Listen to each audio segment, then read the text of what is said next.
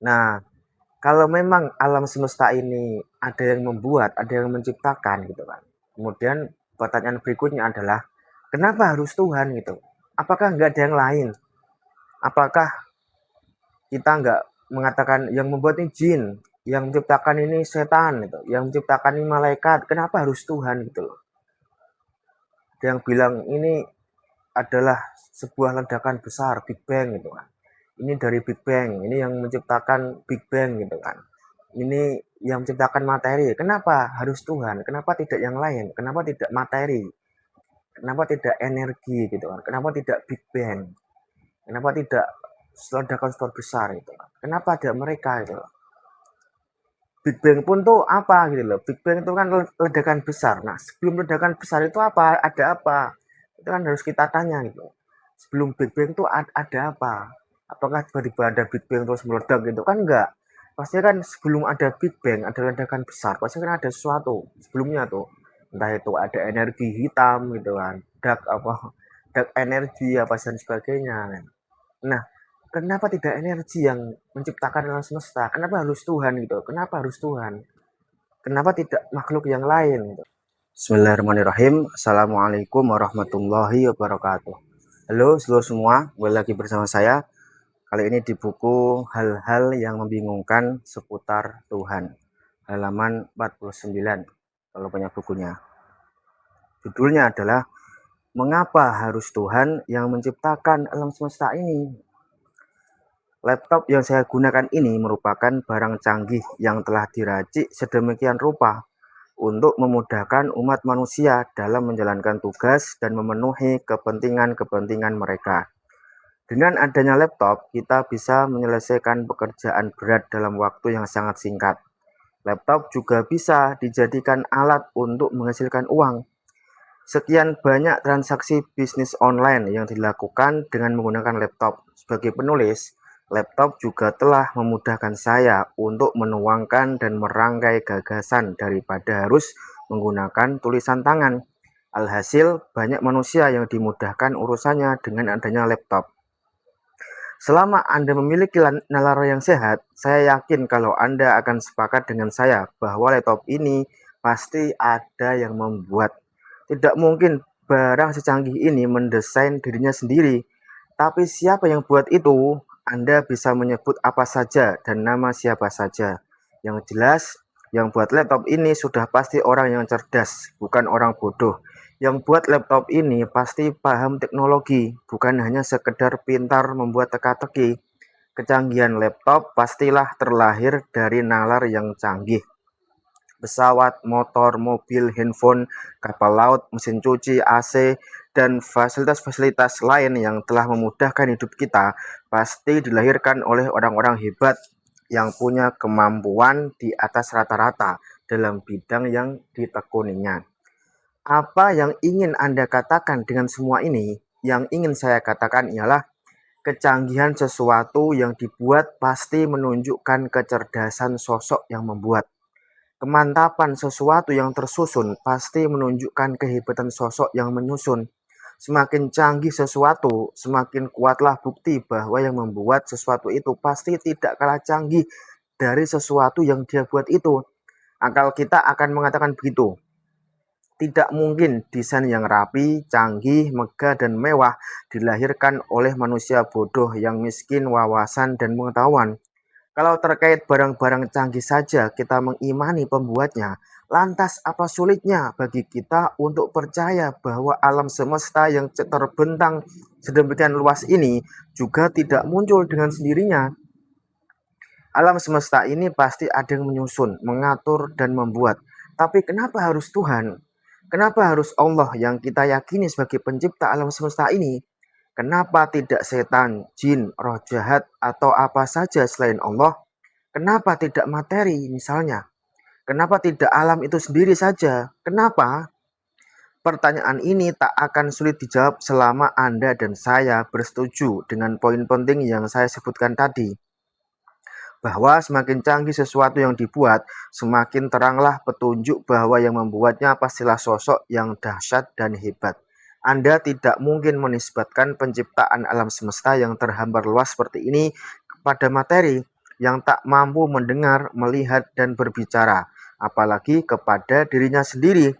Untuk satu buah handphone saja Anda tidak mungkin mengatakan itu, apalagi dengan alam semesta beserta isinya. Handphone mendesain dirinya sendiri, baju dibuat oleh dirinya sendiri, jam tangan dirangkai oleh dirinya sendiri. Nalar yang sehat tidak mungkin mengamini itu. Sesuatu tidak mungkin menjadi sebab, tapi dalam saat yang sama dia juga menjadi akibat. Jika yang menjadi sebab adalah A, maka akibatnya sudah pasti B, bukan A itu sendiri.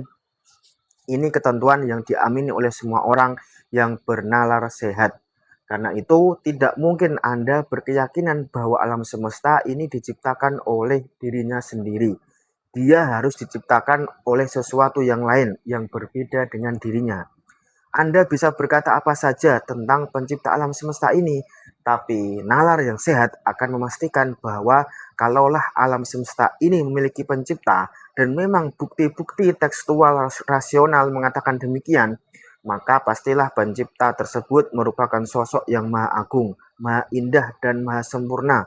Semua sifat kesempurnaan, keindahan, dan keagungan layak disandang oleh pencipta itu. Mengapa? Karena kedahsyatan sesuatu yang telah diciptakannya. Tidak mungkin kita menisbatkan penciptaan alam sebesar ini kepada sesuatu yang masih memiliki sifat kekurangan. Tapi pencipta itu sendiri sebenarnya siapa? Nalar kita tak akan mampu menjawab pertanyaan ini secara memuaskan. Sejak dulu, para filsuf berdebat keras seputar asal-muasal alam semesta itu. Siapa dan apa sesungguhnya yang menjadi sebab utama di balik kemunculan alam semesta ini? Paling jauh akal kita akan mengatakan bahwa sosok yang ada di balik keberadaan alam semesta ini pastilah sosok yang hebat, sempurna, dan mengagumkan. Tetapi siapa? Karena akal kita tak mampu menjawab, maka agama datang untuk menjelaskan bahwa pencipta itu adalah Allah. Dialah yang memiliki seluruh sifat kesempurnaan, keagungan, dan keindahan itu. Apapun yang manusia bayangkan tentang dirinya, maka Allah berbeda dengan apa yang dibayangkannya. Karena dia maha tinggi, maha suci, maha agung, dan menyandang sifat-sifat lain yang disebutkan di dalam kitab sucinya.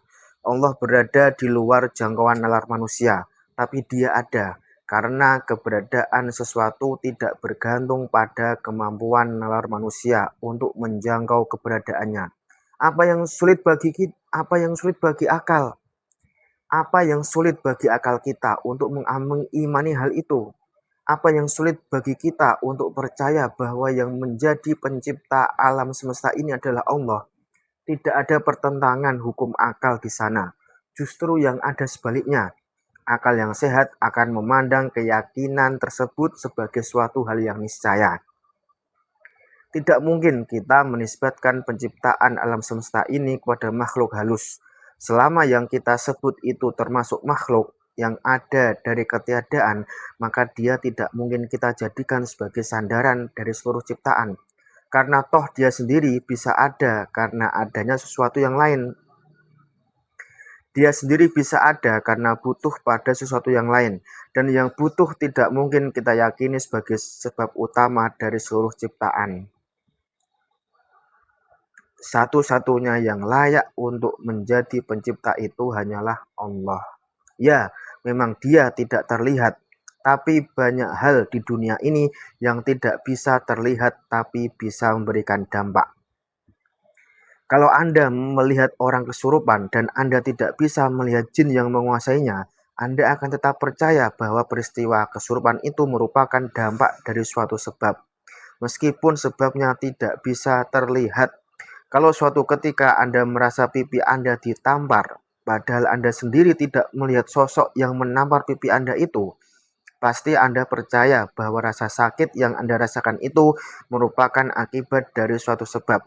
Dan sebab itu ada, karena dampaknya juga ada. Terlepas apakah dia itu makhluk halus atau bukan, yang jelas dia ada. Dan yang ada tidak harus selalu terlihat oleh mata. Banyak hal di dunia ini yang berwujud tapi tidak terlihat. Tuhan tidak mungkin terlihat, karena kalau dia terlihat, maka dia tidak lagi sempurna. Kalau dia terlihat, maka dia terbatas dalam ruang dan waktu, seperti halnya makhluk. Kesempurnaan Tuhan meniscayakan ketak terlihatan, tapi dialah yang menjadi sebab utama dari seluruh ciptaan. Itulah keyakinan yang senafas dengan akal sehat, bahwa yang layak untuk menjadi pencipta alam semesta ini hanyalah Tuhan, karena dialah satu-satunya zat yang memiliki seluruh sifat kesempurnaan, keagungan, dan keindahan. Jadi begini lor, ini apa ya, sebuah judul pembahasan yang menarik ya. Karena apa? Karena ini mempertanyakan kenapa harus Tuhan yang menciptakan alam semesta ini? Kenapa bukan yang lain? Kenapa bukan materi? Kenapa bukan energi gitu kan? Kenapa bukan apa ya? Kenapa bukan alam itu sendiri gitu kan? Kenapa bukan alam itu sendiri yang ada dengan sendirinya? Kenapa bukan energi primordial kalau ada yang menyebut seperti itu? Energi kan kekal gitu kan. Kenapa bukan itu? Kenapa harus Tuhan yang menciptakan alam semesta ini ya? Ini judul ini menarik ya. Kita akan ulas gitu kan. Nah, di sini penulis ini ya mengilustrasikan eh, dengan laptop. Laptop itu kan barang elektronik yang canggih ya. Istilahnya bisa ngapain aja gitu loh.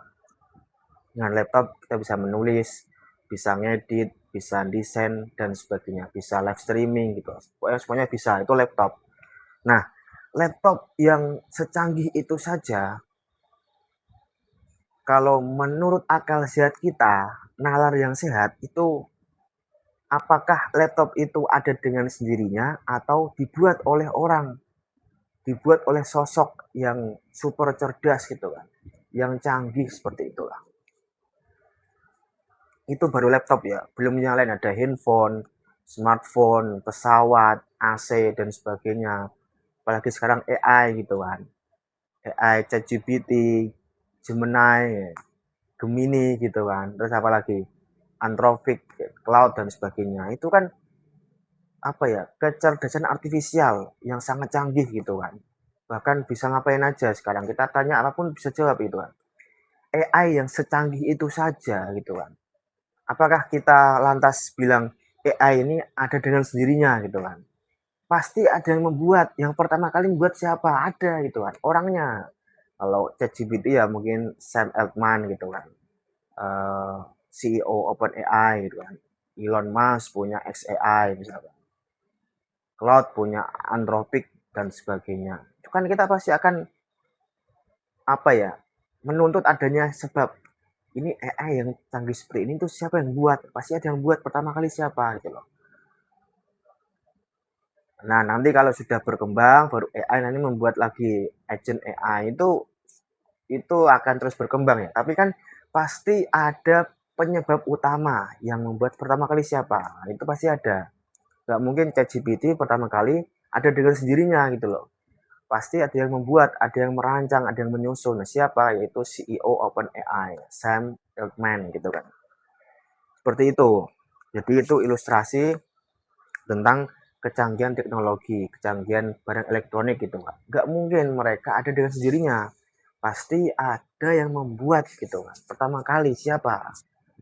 Nah, setelah itu nanti ada terus berkembang, berkembang itu kan beda lagi gitu kan. Tapi yang pertama kali buat, penyebab utama itu siapa? Ada, pasti yang ada yang membuatnya itu. Ada yang menyusun seperti itu. Nah, kemudian penulis ini bertanya, kalau barang secanggih itu saja ada yang membuat, ada yang menyusun, apalagi gitu kan dengan alam semesta ini yang teratur, tersusun, keindahannya menakjubkan gitu kan. Apakah kita sebagai manusia yang sehat, yang cerdas, punya akal, punya nalar yang sehat itu, apakah tidak mengamini gitu kan, alam semesta yang sangat luas ini, sangat besar gitu kan, sangat teratur, sangat indah itu, apakah ada dengan sendirinya ataukah ada yang menciptakan, ada yang membuat gitu kan. Itu pertanyaan sederhana gitu loh.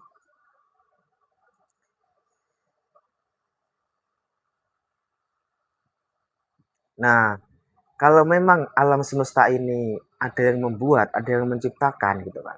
Kemudian pertanyaan berikutnya adalah kenapa harus Tuhan gitu? Apakah nggak ada yang lain? Apakah kita nggak mengatakan yang membuat ini jin, yang menciptakan ini setan gitu, yang menciptakan ini malaikat, kenapa harus Tuhan gitu loh. Ada yang bilang ini adalah sebuah ledakan besar, Big Bang gitu kan. Ini dari Big Bang, ini yang menciptakan Big Bang gitu kan. Ini yang menciptakan materi. Kenapa harus Tuhan? Kenapa tidak yang lain? Kenapa tidak materi? Kenapa tidak energi gitu kan? Kenapa tidak Big Bang? Kenapa tidak ledakan super besar gitu kan? Kenapa ada mereka gitu loh. Big Bang pun tuh apa gitu loh. Big Bang itu kan ledakan besar. Nah, sebelum ledakan besar itu apa? Ada apa? Itu kan harus kita tanya gitu. Sebelum Big Bang itu ada apa? Apakah tiba-tiba ada Big Bang terus meledak gitu? Kan enggak. Pasti kan sebelum ada Big Bang, ada ledakan besar, pasti kan ada sesuatu sebelumnya tuh. Entah itu ada energi hitam gitu kan. Dark energi apa dan sebagainya kan. Nah, kenapa tidak energi yang menciptakan alam semesta? Kenapa harus Tuhan gitu? Kenapa harus Tuhan? Kenapa tidak makhluk yang lain gitu? Itu pertanyaan. Jadi intinya adalah eh, makhluk itu tidak mungkin menciptakan dirinya sendiri. Jadi jangan pernah berpikiran bahwasanya alam semesta ini ada dengan sendirinya. Handphone ini ada dengan sendirinya gitu kan. Buku ini ada dengan sendirinya. Saya ini ada dengan sini. Jangan seperti itu. Selama kita ini adalah makhluk, apa istilahnya, kita butuh yang lain, butuh sebab itu, maka tidak layak untuk disebut sebagai pencipta. Namanya pencipta atau istilahnya sosok yang sangat cerdas, sangat tinggi itu harus tidak bergantung pada sesuatu yang lain gitu. Kalau kita menyebut alam semesta ini dengan ada dengan sendirinya, maka konsekuensinya adalah apakah alam semesta ini materi atau dia sosok yang maha, kan ada seperti itu, pertanyaan seperti itu gitu kan. Jadi tidak mungkin gitu kan kita menisbatkan penciptaan alam semesta yang sangat luas ini kepada materi gitu kan, kepada energi gitu kan. Energi itu apa? Materi itu apa? Apakah dia bisa berbicara? Apakah energi itu bisa melihat? Apakah materi itu bisa berbicara, mendengar, melihat dan sebagainya? Kan enggak. Materi itu kan benda mati gitu kan. Materi itu kan sesuatu yang istilahnya tidak bisa melihat, tidak punya kesadaran gitu kan, tidak bisa berpikir, tidak punya akal gitu kan, tidak punya pikiran kayak kita. Kalau manusia masih bagus, ada akal, ada pikiran, bisa melihat pakai mata, bisa mendengar pakai telinga. Nah, kalau materi, energi itu bisa apa? Mereka ini istilahnya ya benda mati gitu kan, tidak punya kesadaran, tidak punya akal. Apakah kita istilahnya menisbatkan gitu kan adanya alam semesta yang sangat luas ini itu ada dengan sendirinya atau diciptakan oleh materi atau energi. Mereka aja nggak bisa melihat, nggak bisa mendengar, nggak bisa berbicara, nggak bisa ngomong, nggak punya akal, nggak punya hati, nggak punya pikiran, nggak punya nafsu gitu kan. Nah, mending kita manusia gitu kan masih ada kemungkinan gitu loh. Kita punya akal, punya pikiran, punya nafsu gitu kan, punya mata melihat, punya tangan dan sebagainya. Gitu. Kita bisa berbuat apapun gitu kan, menciptakan apapun bisa. Jadi kalau materi, coba kasih saya contoh materi apa yang bisa menciptakan gitu kan. Satu contoh aja nggak apa-apa. Siapa?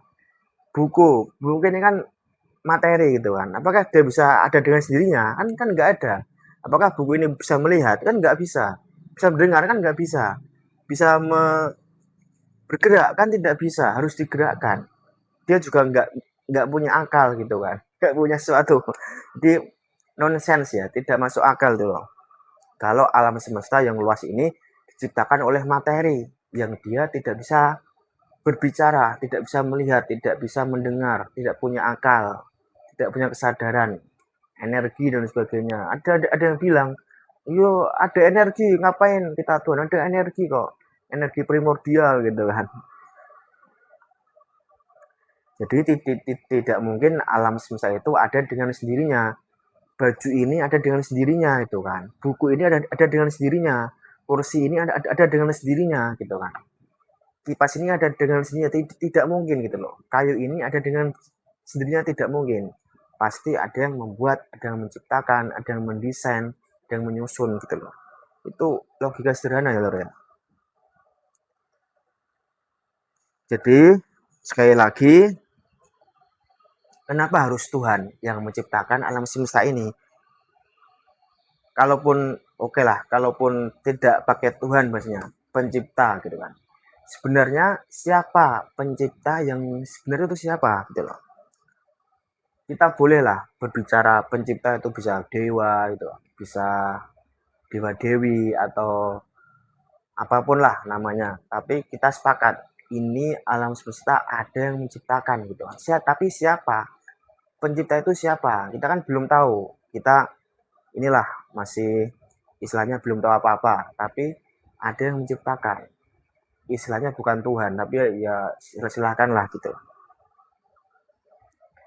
Nah, jadi memang persoalan ini, asal muasal alam semesta, asal muasal kehidupan ini sudah istilahnya sudah dibahas ribuan tahun yang lalu oleh para filsuf, para filosof kita gitu kan.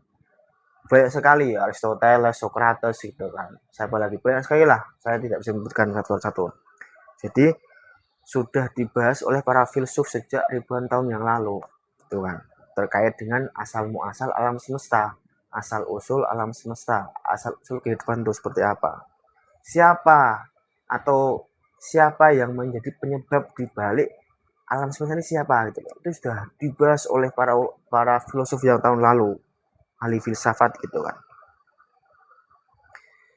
Uh, dan mereka itu punya satu kesimpulan yang sama. Intinya adalah akal kita itu akan mengatakan bahwa adanya alam semesta ini itu paling mentok adalah pasti ada sosok yang mengadakan alam semesta ini, dan sosok itu adalah sosok yang maha sempurna, maha agung, maha tinggi gitu kan.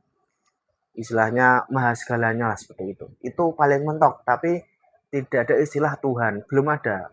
Masih sosok yang maha cerdas, maha segalanya, maha tinggi dan semuanya.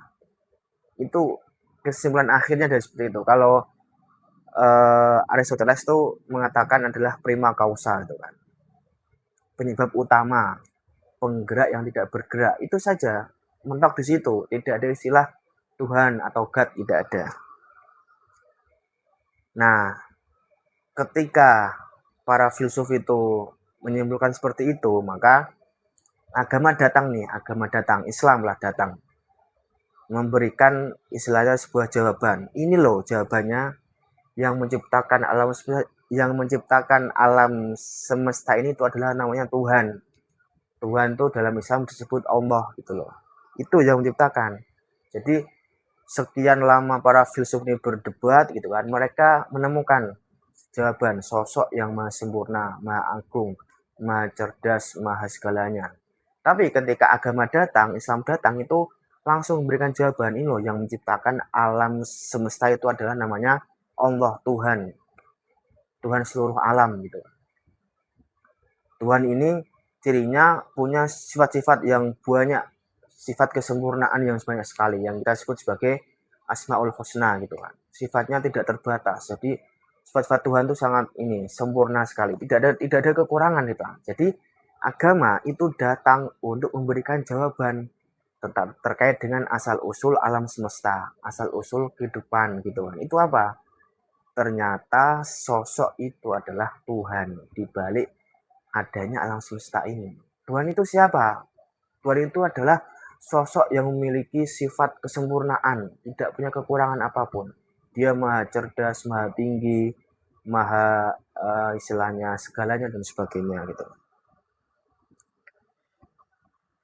Tetapi manusia itu kan terkadang membayangkan Tuhan itu seperti apa, dibayangkan, oh Tuhan itu seperti ini. Tetapi bayangan manusia tentang Tuhan itu tidak 100% benar apa yang dibayangkannya. Meskipun kita membayangkan sosok Tuhan itu sebagai maha sempurna, maha segalanya, tapi tetap terbatas karena kita tidak bisa menjangkau dia gitu. Kita bisa membayangkan Tuhan, tapi tetap Tuhan itu tidak bisa istilahnya dibayangkan dengan 100%. Pasti kita akan terbatas gitu loh. Karena dia maha segalanya, tidak punya kekurangan, sedangkan kita punya kekurangan gitu kan. Otak kita terbatas karena kita tidak bisa menjangkau ilmunya yang sangat luas seperti itu. Jadi intinya adalah agama datang itu untuk menjawab tadi pertanyaan yang sudah diperdebatkan oleh para filsuf, yaitu tentang asal muasal alam semesta, asal usul kehidupan. Itu ada jawabannya gitu. Ternyata sosok itu adalah sosok Tuhan sang pemilik alam semesta itu, yaitu Allah dalam agama Islam itu. Tetapi memang Tuhan ini tidak terlihat gitu loh. Jadi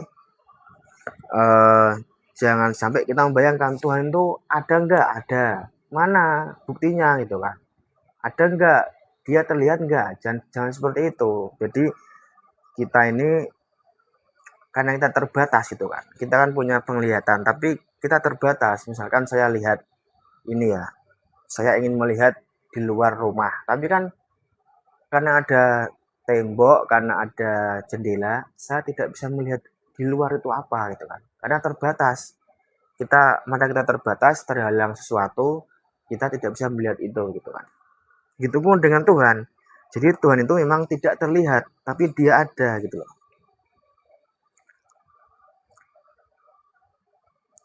Dan apa ya, kita bisa menganalogikan di dunia ini banyak sekali hal yang tidak terlihat, tapi dia berwujud, ada, dan bisa memberikan dampak gitu kan. Jadi banyak hal di dunia ini tidak terlihat secara kasat mata.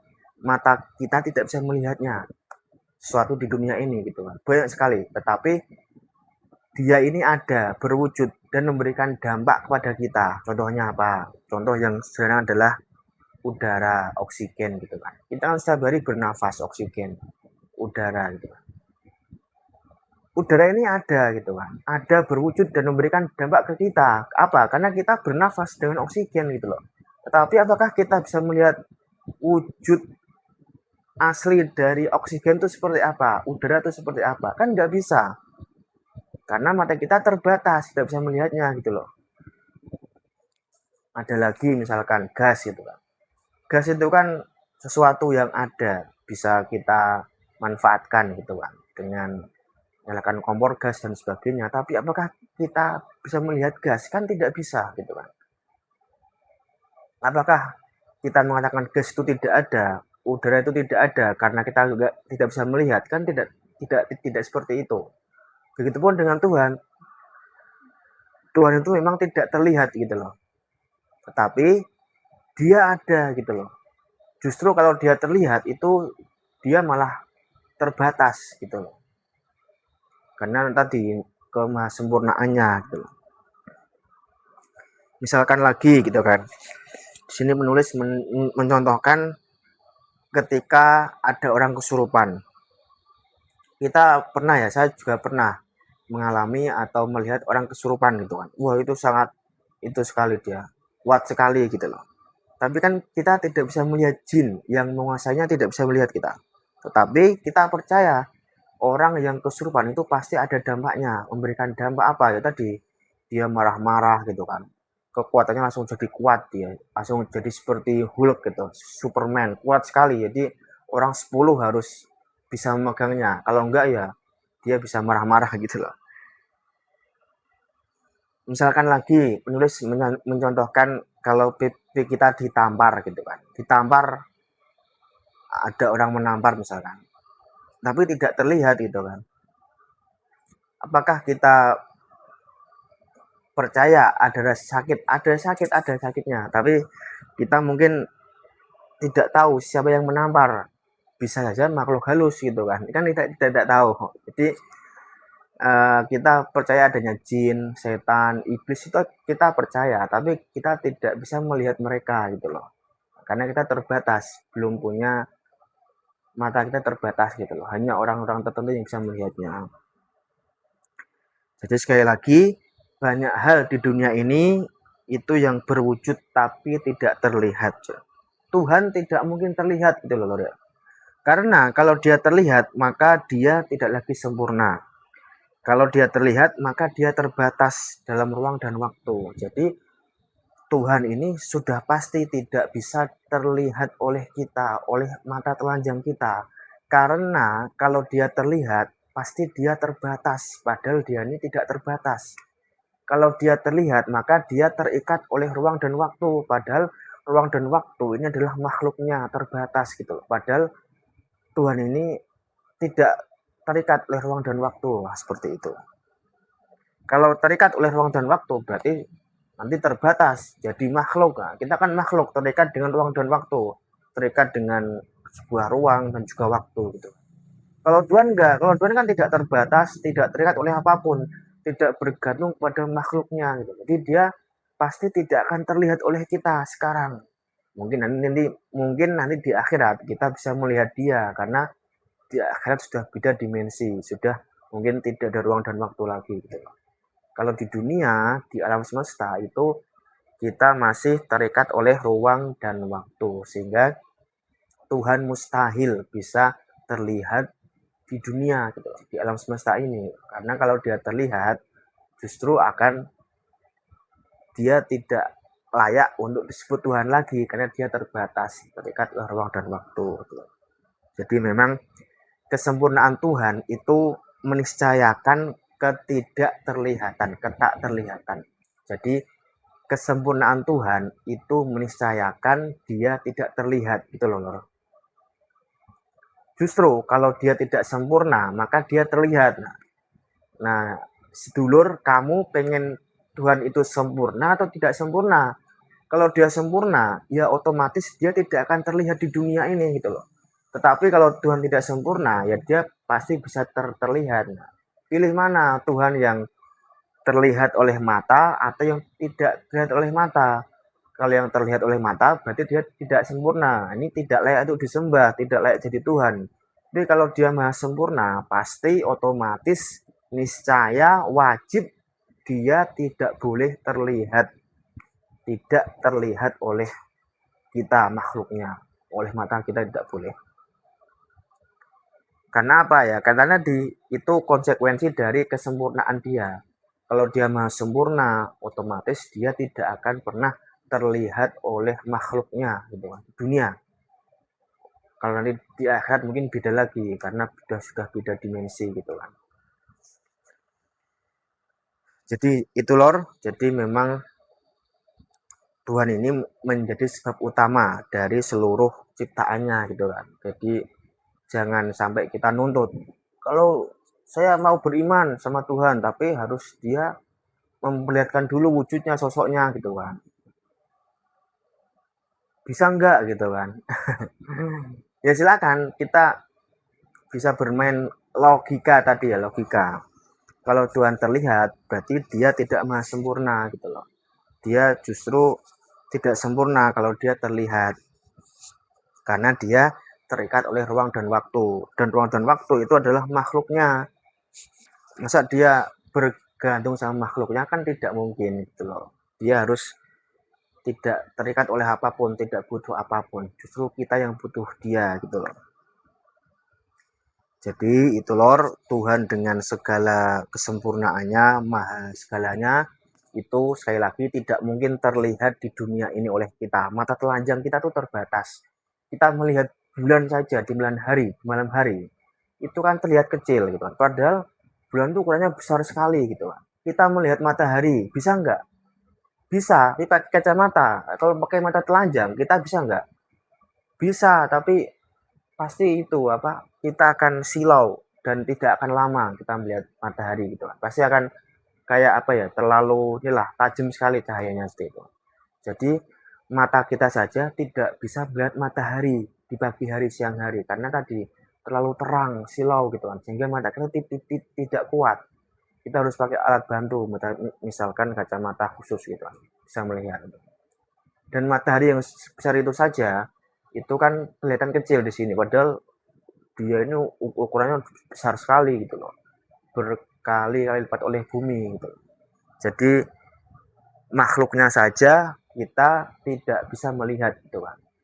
Baru matahari, bulan, belum yang lain itu. Apalagi Tuhan gitu kan. Tuhan yang pencipta segalanya. Otomatis kita butuh ini, butuh energi ekstra untuk melihatnya. Itu nanti di akhirat, bukan di dunia lagi.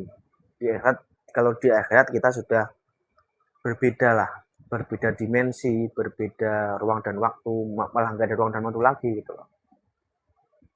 Jadi itu lor review singkat dari buku ini. Silahkan kalau ada yang mau berpendapat bisa komen di kolom komentar. Kita diskusi sehat lor ya. Saya kira demikian. Terima kasih. Kalau konten ini dirasa bermanfaat, silahkan like, komen, subscribe, dan share seluas-luasnya. Bahwasanya memang yang layak untuk menciptakan alam semesta ini adalah sosok yang maha sempurna, yang maha cerdas gitu. Siapa itu? Ya bahasa kita adalah Tuhan. Kenapa bukan materi? Kenapa bukan yang lain? Bukan setan, bukan jin, bukan iblis? Ya, silakan nanti lihat lagi video saya yang sebelumnya gitu kan. Sebelum ini gitu kan. Jadi itu lor. Terima kasih. Wassalamualaikum warahmatullahi wabarakatuh.